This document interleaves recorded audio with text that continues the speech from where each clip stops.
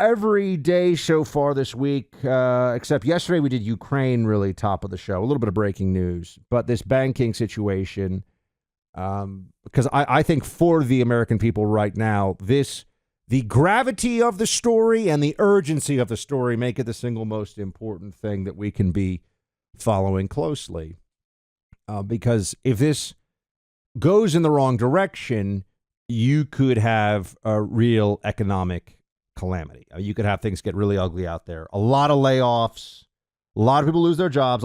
I am hoping. See, I always root for America. I'm not a Marxist. I'm not a commie. I'm not a Democrat. I actually want America to do well. All of us.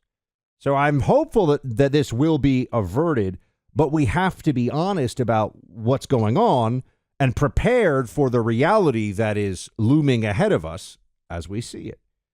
So with that, the latest news on the banking, not a crisis, but it looks like a crisis, or it looks like the moments before a full-blown crisis. They have borrowed $164 billion from the Fed to backstop liquidity. First Republic Bank has had its shares plunging. There is now a $30 billion rescue package that has been pulled together where a number of the too big to fail banks, I think we're allowed to call them that. I think that the term of art they use for them is systemically important banks, I think that's what they call them. Systemically important is the phrase. That's quite an interesting designation, isn't it? It's starting to feel a little bit like jobs that were essential versus non-essential jobs, you know? It's just an arbitrary government designation, isn't it? Because if you have your money in, you know, your local bank in Iowa or in Texas or in you name it, you have your money there, you know, Oklahoma, Bank of Oklahoma, whatever.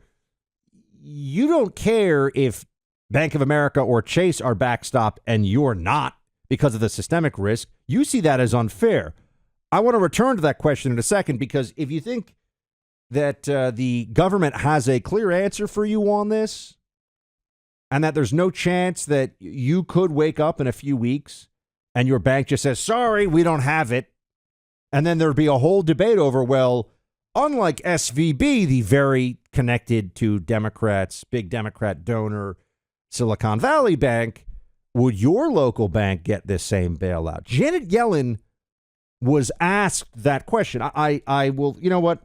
We'll do this in reverse order. I was going to talk about the broad spectrum comments here from Larry Kudlow, former senior Trump advisor on the economy.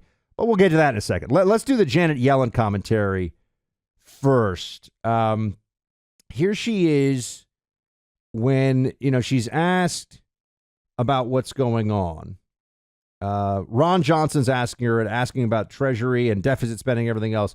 We're going to go through some of this commentary. Here's Ron Johnson asking Janet Yellen about deficit spending during Biden's years. Play it. So do you know, in the first 3 fiscal years of the Biden administration, you know how much the total deficit spending is going to be? We had an economic collapse that was caused by right, and we were certainly coming out of that because there's all this pent-up demand and a sloshing around of trillions of dollars. So I'll answer that question for you, too. The first 3 fiscal years of this administration, the total deficits would be about $5.7 trillion. So it was a lot of spending that's gone on. We know that much. There's a lot that has happened here. There's a lot of money that has gone into the federal balance sheet, and we're supposed to think there's not going to be a downside to this. But the more simple, the more straightforward question that Yellen was asked has to do with, well, are all banks now backstopped fully? And I don't think we actually have this audio. I'll pull the audio for you in a few minutes, but the more central question here for a lot of people is, what happens if my bank goes down? Do I get the same treatment that SVB got? Janet Yellen gave a whole, well, it kind of depends on what the president thinks and what the FDIC thinks and whatever. So then you've got, so you either have a double standard where your bank is not backstopped, but SVB was. They can say it's not a bailout, it's a bailout. It's just how they fund the bailout.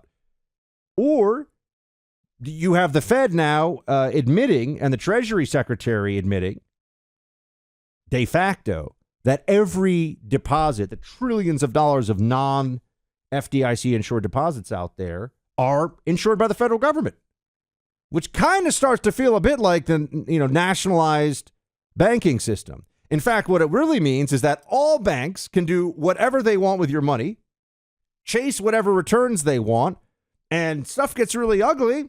They know there's going to be a truck backing up from the Fed, dumping the money, metaphorically speaking, on their front lawn, and that's that. What does that do for us? Like, how does that go forward? I think these are important things for us all to be very clear on here, because remember, they're telling you there's no crisis. Meanwhile, did anyone think that there was going to be a $164 billion borrowed from the Fed in the last 24 hours to back up all these banks? No, we didn't know about that, did we? Did anyone think that First Republic shares would plunge 20% and it would have to take a $30 billion rescue package even a few days ago?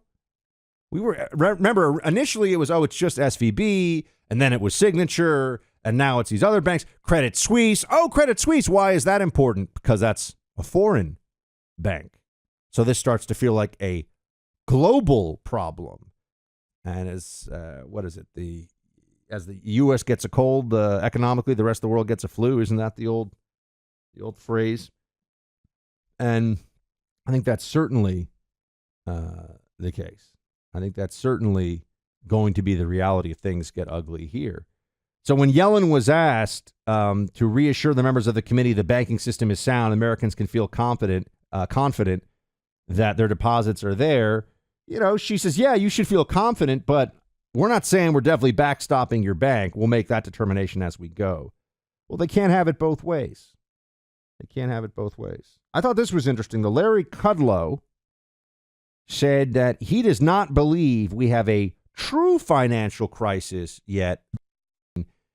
He says that things are still going along pretty well. Play 14. Federal Reserve should be ashamed, the controller should be ashamed, and the FDIC should be ashamed because they didn't do their job. There's not going to be a regulatory bill. Let the private sector work it out. Silicon Valley Bank was a rogue operation.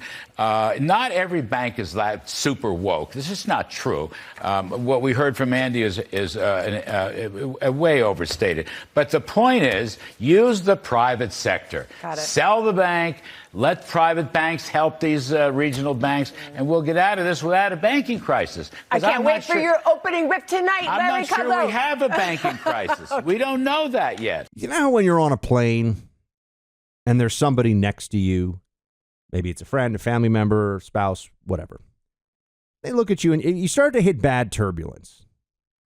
And, the stats, commercial airliners are, incredibly safe.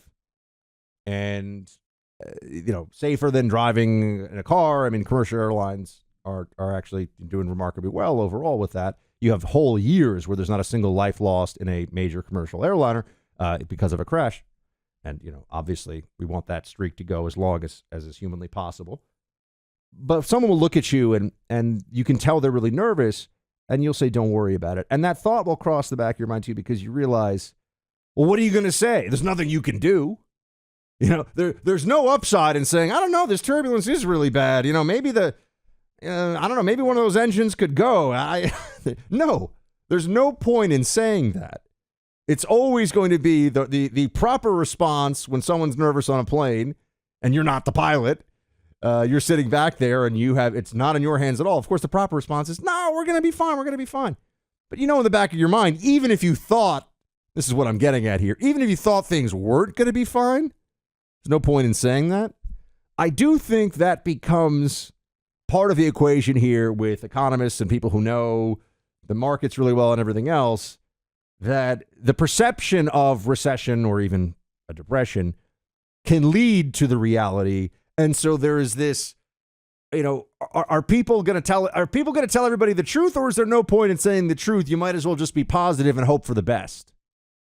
I do think that factors in right now to a little bit of what we're hearing, because nobody wants to be the one that says, yeah, run for the life jackets And it turns out the ship isn't going down. So Janet Yellen is the Treasury Secretary, and she was asked that very straightforward question: are all of the banks backstopped, as in your deposits? Do the FDIC limits, are they really just a mission statement? Are they a suggestion box? Or are they limits, as in, sorry, someone's got to lose here, otherwise we have de facto nationalized banks, or certainly nationalized risk with capitalized or capitalism upside for the banks. Here is how Yellen, you got to hear, this is really important, folks, okay? This is about, where do you have money? Where is your money? What banks is it in? Because according to Janet Yellen, yeah, sure, Silicon Valley Bank, they acted crazy. It was all woke and DEI stuff, and they got greedy, and but all the depositors there, the depositors, not the bank executives necessarily, they might have a rough time. The depositors are taken care of. But are you at your bank taken care of if the same thing happens? And it could. Here's Janet Yellen's response. Play it. Will the deposits in every community bank in Oklahoma, regardless of their size, be fully insured now? Are they fully recovered? Every bank, every community bank in Oklahoma, regardless of the size of the deposit, will they get the same treatment that SVBP just got or Signature Bank just got? A bank only gets that treatment if a majority of the FDIC board, a supermajority of the Fed board, and I, in consultation with the president, determine that the failure to protect uninsured depositors would create systemic risk and significant economic and financial consequences. So your bank, if you're not in, one of the big four, if you're in a community bank right now, and by the way, I'm not suggesting that this will happen, and I'm not giving anyone financial advice, and I'm not telling anybody to take money out of their banks, but the Treasury Secretary is saying if the money that a person has in a regional bank is, as a depositor, comes under risk, it is not guaranteed. It is not guaranteed at all that those deposits above the FDIC limits will be backstopped. So what is your plan to keep large depositors from moving their funds out of community banks into the big banks? We have seen the mergers of banks over the past decade.